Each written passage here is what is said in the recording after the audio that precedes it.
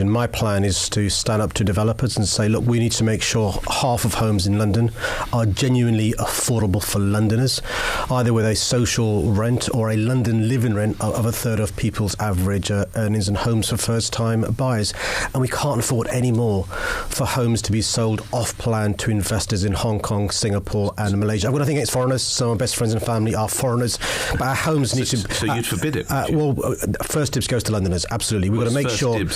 So developers need to sell to Londoners first. And we saw actually in the last couple of weeks this happened. You don't want overseas investment, Chinese, Russians coming in spending £2.5 million. First dibs to Londoners. And we've seen a development in London just in the last couple of weeks where first dibs has gone to Londoners and taken advantage of this. And if they don't buy the properties, they then go to overseas. We need to make sure, Nick, that the homes that are built in London aren't left empty because they're owned by investors overseas, but they're bought by Londoners who desperately need homes, young doctors, young lawyers, nurses, dare I say, journalists who work at LBC.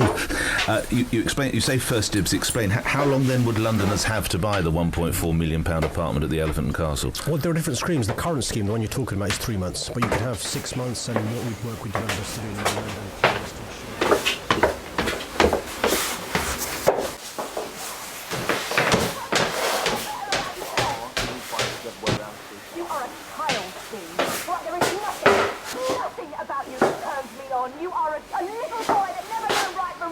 You know, a psychiatrist. Hard enough you can get what you want. It's hard enough you can't force someone to want you. Not me, not Paul Roxy, never me. Don't start with that Paul Roxy stuff. Don't go buying her sub story. She's been deliberately provoking me for her.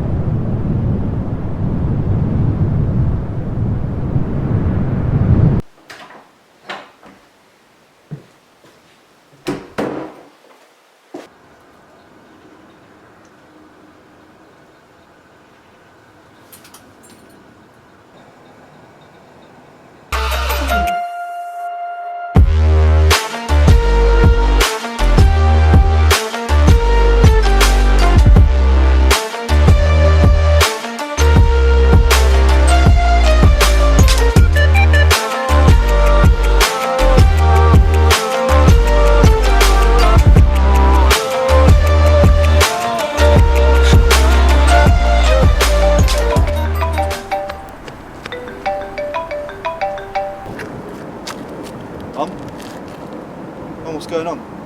Mum, stop screaming. Mum! Mum, what's happened? Mum!